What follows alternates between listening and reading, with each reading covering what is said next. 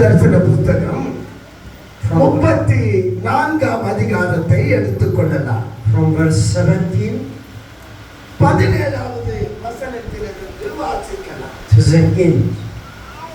34ஆம் அதிகாரம் ஏசாயா. We will not go over it tonight, but we will take the first verse, half of the first verse, but it will be very good if we read it, the whole section from verse 17. அருமையானவர்களே, 34வது அதிகாரம் 17வது வசனத்தை நாம படிக்க போறோம்.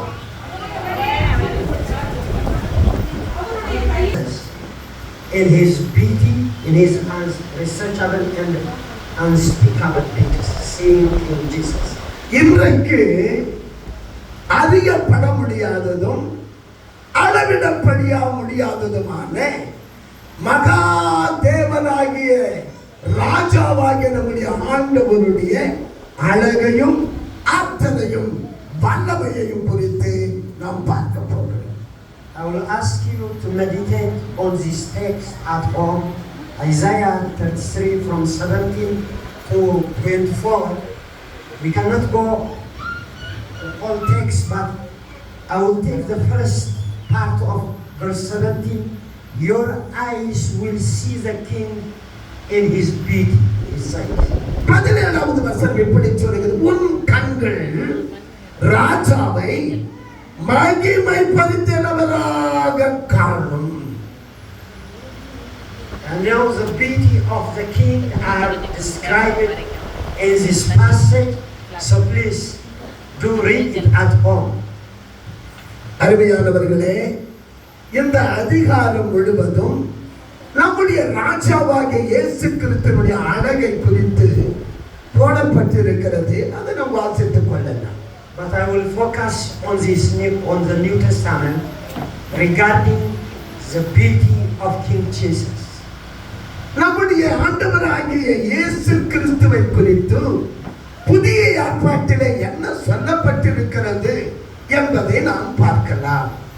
The entire New Testament is the amazing and awesome revelation of the unsearchable and unspeakable beauty of King Jesus. புதிய ஏற்பாடு முழுவதும் ஆராய்ந்து அறிய முடியாத ஆண்டவர் இயேசு கிறிஸ்துவினுடைய பேர் அழகை நமக்கு அறிவிக்கிறதான நூல்.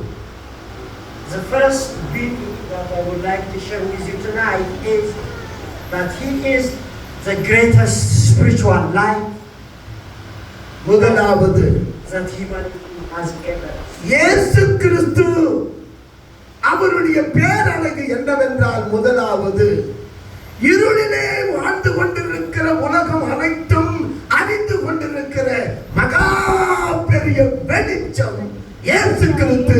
அவர் நான் உலகத்துக்கு ஒளியாயிருக்கிறேன் என்று சொன்னால் கைகளை தட்டி. In the four Gospels, he has revealed himself as the greatest spiritual light that people who live in spiritual darkness has ever seen.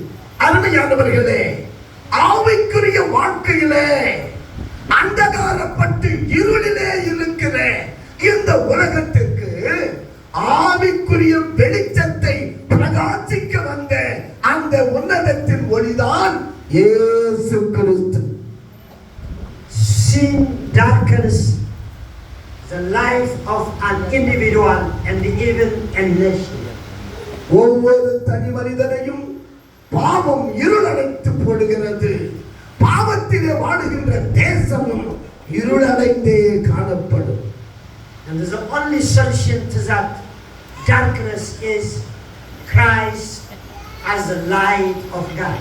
அருமையானவர்களே, ஒரு மனிதனுடைய இருண்ட வாழ்க்கை ஒளி பெற வேண்டுமென்றால் ஆண்டவராகிய இயேசு கிறிஸ்துவை தெய்வமாய் ஏற்றுக்கொள்ள வேண்டும். அல்லேலூயா.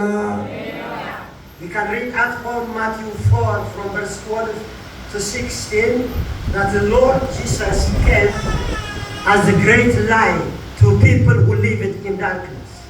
யோவான் சுவிசேஷம் 4ஆம் அதிகாரம் 12 14 வரையிலே நீங்கள் வாசித்து பார்ப்பீர்களானால் இருளில் இருக்கும் ஜனங்கள் மகா வெளிச்சத்தை கண்டார்கள், மரண இருள்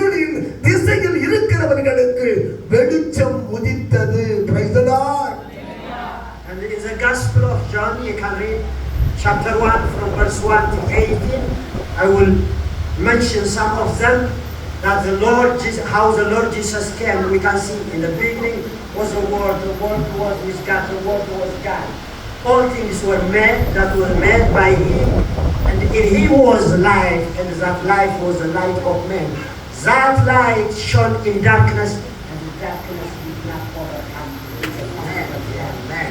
யோவான் சுவிசேஷம் 1வது அதிகாரம் 1லிருந்து 8 வரையில் நாம் எப்படி படிக்கிறோம்?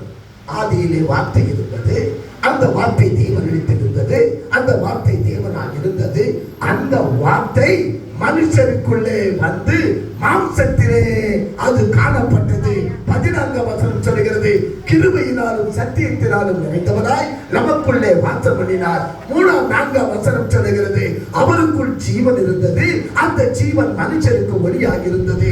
உலகத்திலே வந்து எந்த மனுஷனையும் பிரகாசமடைய செய்கிற ஒளியே அந்த மெய்யான ஒளி. ஒரு பெரிய கைத்தட்டல் கொடுக்கலாம்.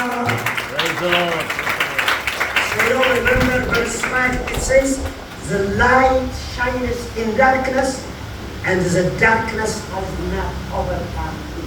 5 வசனம் சொல்கிறது, அந்த ஒளி இருளிலே பிரகாசிக்கிறது, இருளானது எவ்வளவேனும் அதை பற்றிக் கொள்ளவில்லை.